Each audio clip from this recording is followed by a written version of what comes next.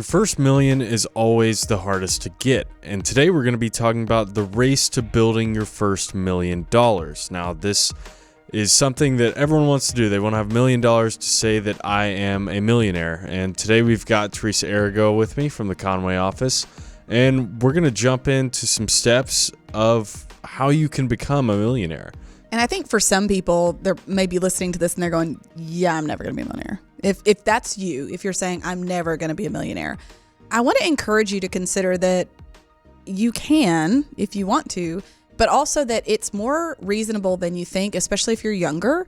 Getting to that level is much more realistic than you might realize. I will say, if you've ever listened to the show, I started late. Like I was in my mid-30s, fresh out of a divorce, single mom of 3.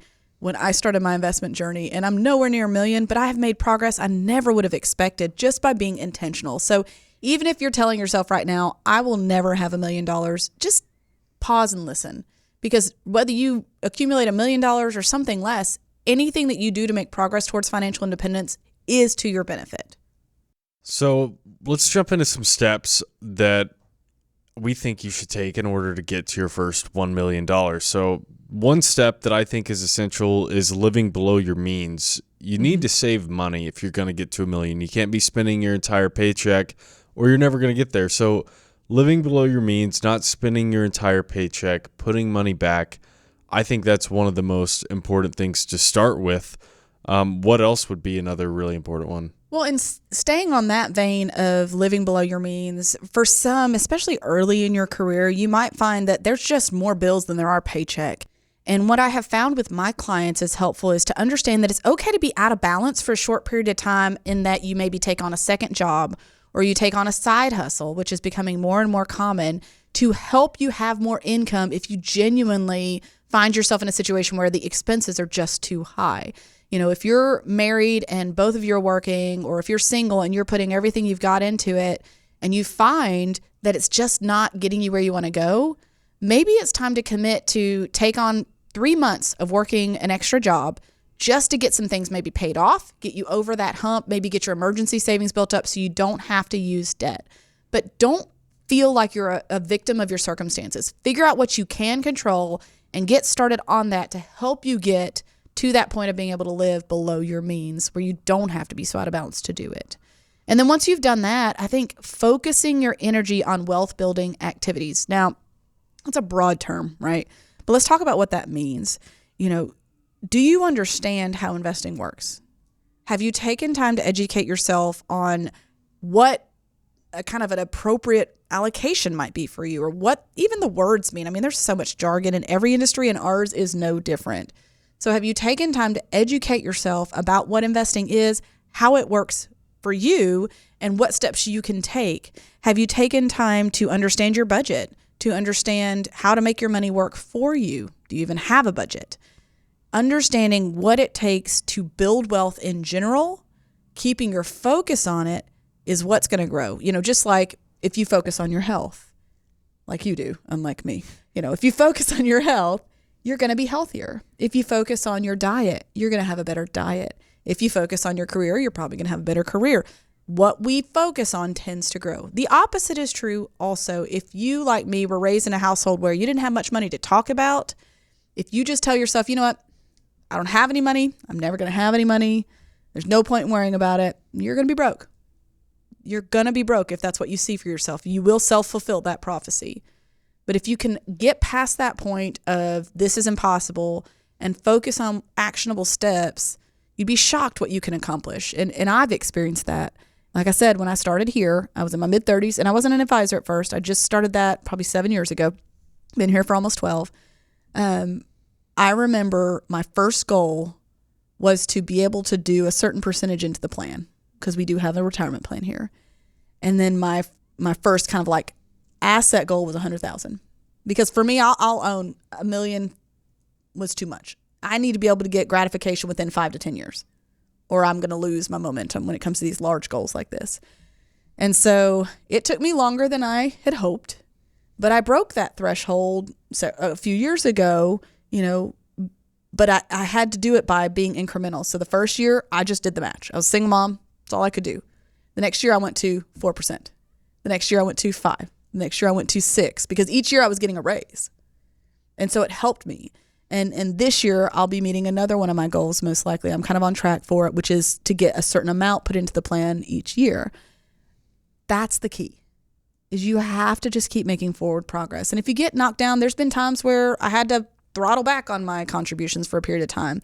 But what I did was I set a timer. I had 3 months. That's all I could do to throttle back, and then I had to get back going.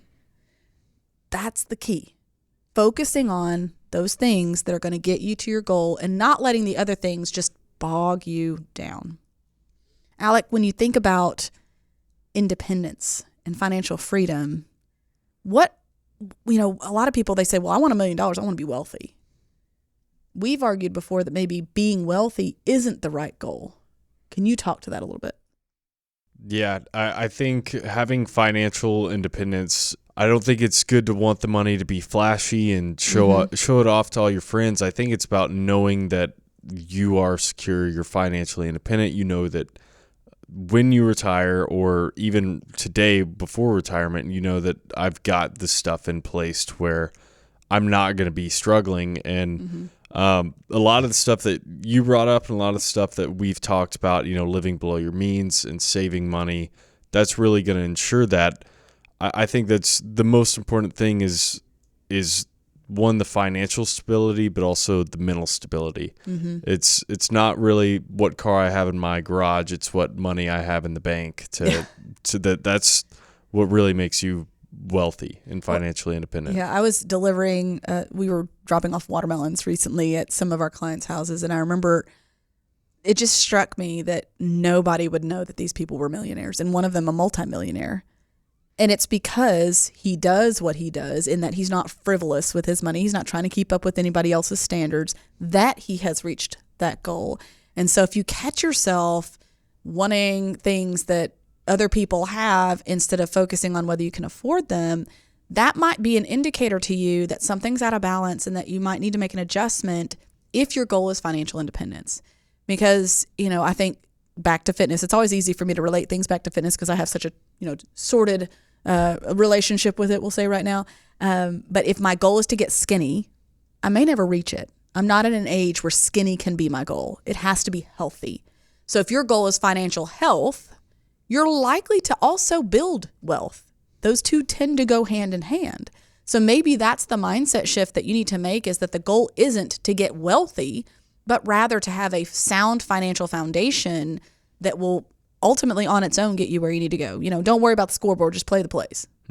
What's another kind of marker that we see in a lot of our millionaires when it comes to their children? They're not on the payroll. That's one thing. They're out of the house. They're doing their own thing.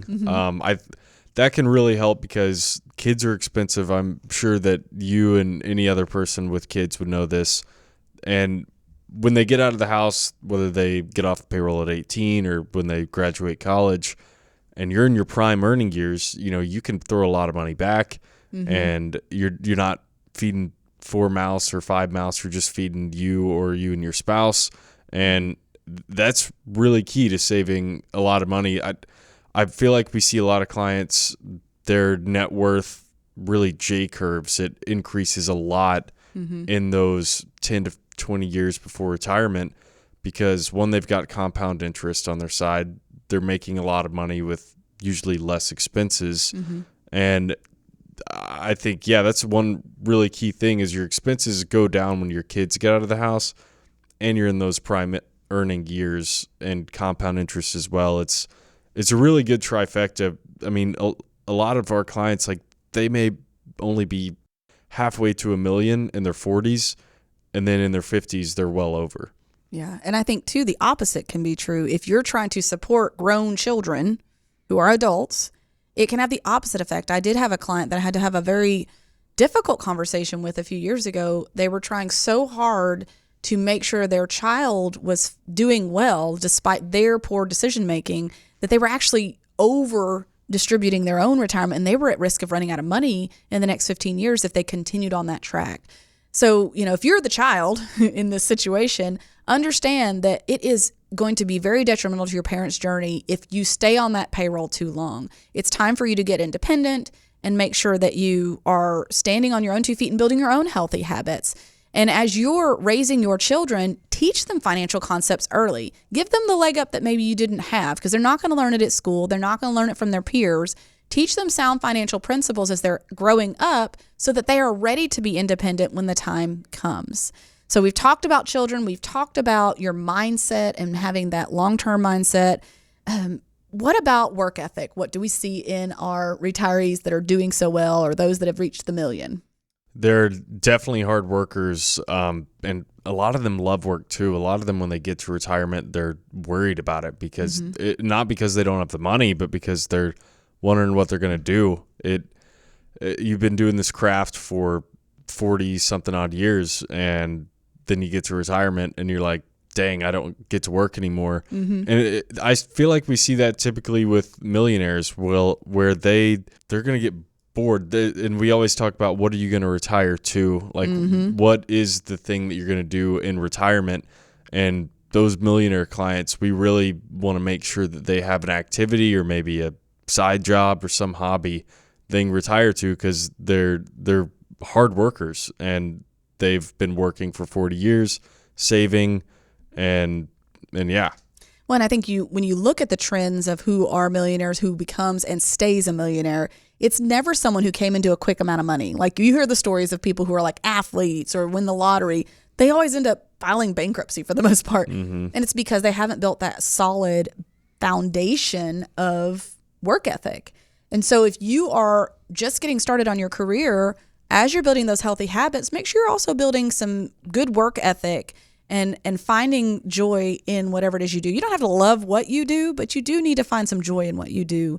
Not everybody's going to be blessed with a job that they just love going to like we are. And I can't speak for you, I guess, but I love my team. I love coming here, but not everybody's going to have that. And my husband doesn't have that. He can find joy in what he does, and it serves our family well, but it's not like he gets up in the morning like me and ready to go. And he's just like, oh, okay, here we go. It's a grind. He also does a manual labor job, but he's got a strong work ethic, which means if we were to enter a recessionary period, he's going to be the last person they fire. He's going to be the last person they want to let go of because he works so hard. So as you've built these steps, you've worked towards these steps, the next thing to ask yourself is, or what we're going to ask you is, why does it matter? Why does starting today on investing matter? And that has to do with the concept of compounding interest or compounding growth. We use this concept called the rule of 72. The way it works is if you took the number 72 and you divide it by your rate of return, that will tell you how many years it'll take for you to double your money. So the higher the rate of return, the quicker your money will double. So for instance, if you're averaging even 5%, every 14.4 years, your money's doubling. If you can get 8%, every 9 years, your money's doubling. So the amount of time that you have to let that money grow has a very impactful effect on your overall wealth. And also, you can mix up the equation a little bit too and figure out what rate of return you need to double your money. So to do that, you take 72 and you divide by how many years it would take to double. So, and that will give you the rate of return. So if you have 72 divided by 3 years, that would take a 24% rate of return for that money to double. If I did 72 divided by 5 years, then it would take 14% for that money to double in 5 years. So if you're trying to figure out how you can get there, that might be something to say, okay, I've got X number of years before retirement. What does my average rate of return need to be for me to be able to double this money enough times to get to that $1 million mark? So if you love math and you love spreadsheets, might be a fun task for you to do. There's certainly calculators out there to help you with it instead. And your financial advisor would be a great resource for that as well. But let's talk about the biggest culprit, let's say, outside of just kind of basically bad financial decisions, but the thing that we have seen that limits people's ability the most. One thing that we see a lot, especially with people who just got a very big raise or started a new job, is they start spending that money very fast. It's, I get a raise and I start making $1,000 more a month. Well, we have room to take on debt to spend another $1,000, make a $1,000 car payment.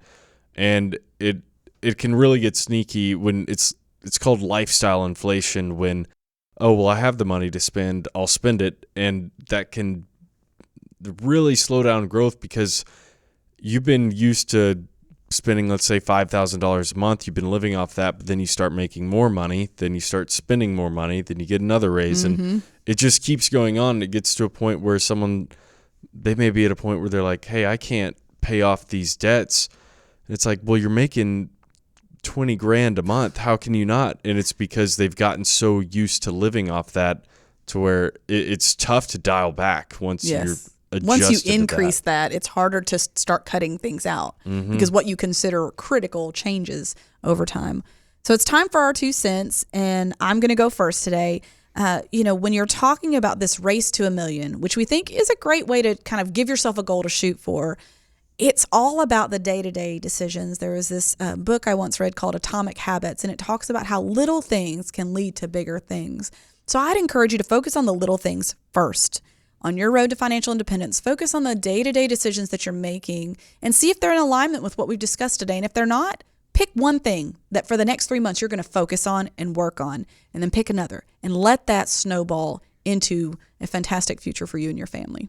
If you want some help getting started, download our 6 keys to financial independence. You can visit getreadyforthefuture.com/keys, or you can text keys to 501-381-5228.